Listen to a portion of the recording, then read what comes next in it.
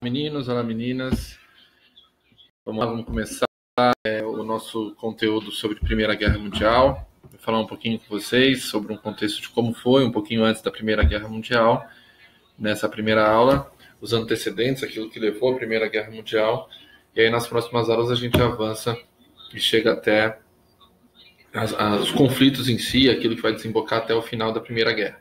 Bom, a Primeira Guerra Mundial ela vai acontecer de 1914 até 1918, então, no começo do século XX, um período que vai durar um pouco mais de 4 anos. Porém, é importante a gente saber que ela não começa só no efetivo início da declaração da Guerra de 14. Tem todo um contexto que existe antes da Primeira Guerra Mundial que vai levar os países europeus a entrarem em guerra. Quais são esses contextos, né?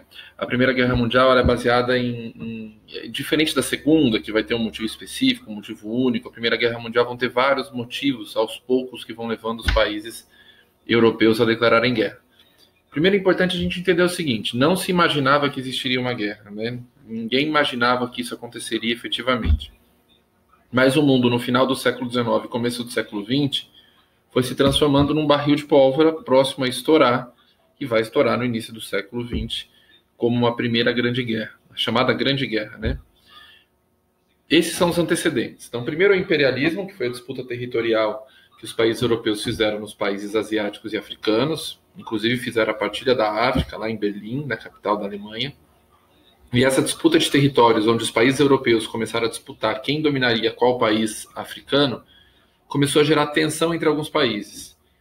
Por exemplo, Itália e França disputavam a Tunísia, portanto, os dois passavam a ter algum tipo de tensão. Ainda não era uma guerra, mas tinha um problema. Eu quero um país, você quer o mesmo.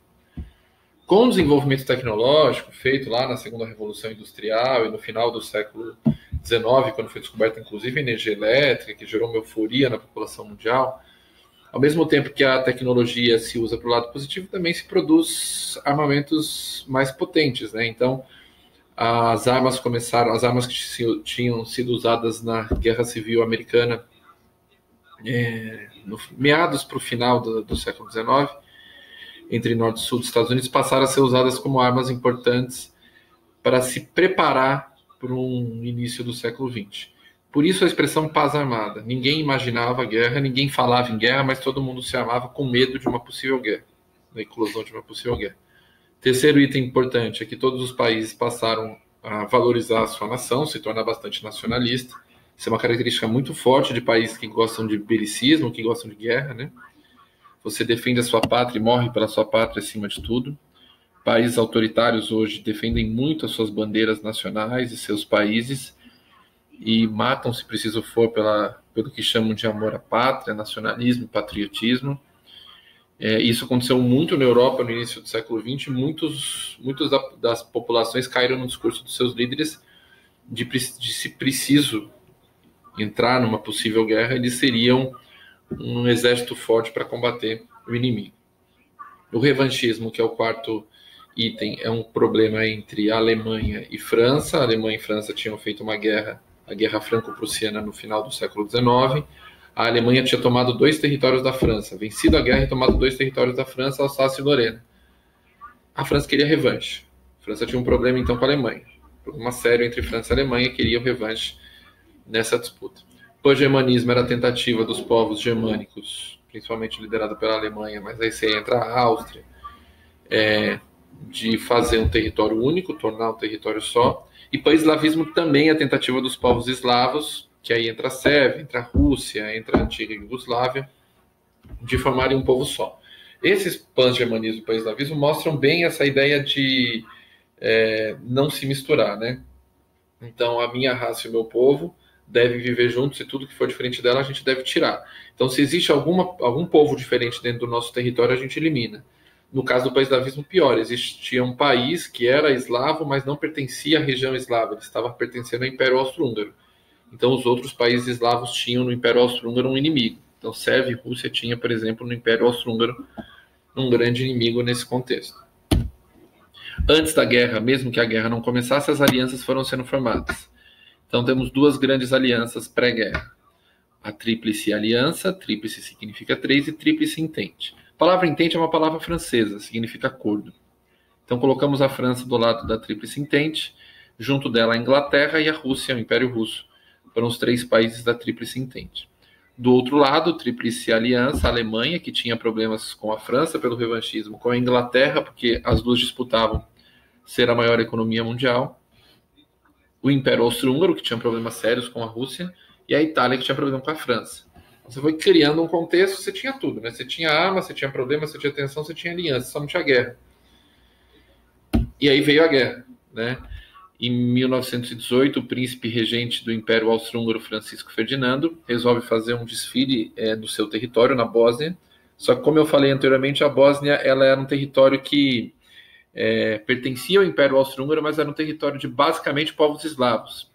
E muitos dos povos lá queriam a separação, eram separatistas, como hoje, por exemplo, na Catalunha, na Espanha. Esses povos queriam se separar do Império Austro-Húngaro e fazer a região dos povos eslavos junto com a Rússia e com a Sérvia.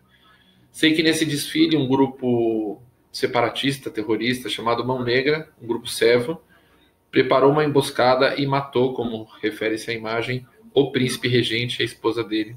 Os dois foram assassinados, e ao serem assassinados, o Império Austro-Húngaro declara guerra contra a Sérvia. É aí, por esse processo, em 1918, que dá início à então Primeira Guerra Mundial, certo? Então começa aí em 1914, a Primeira Guerra Mundial. Eu vou falar só das estratégias de guerra e na próxima aula eu falo como que foi, quais foram os principais acontecimentos durante a guerra. Inovação. O que trouxe a Primeira Guerra Mundial de importante?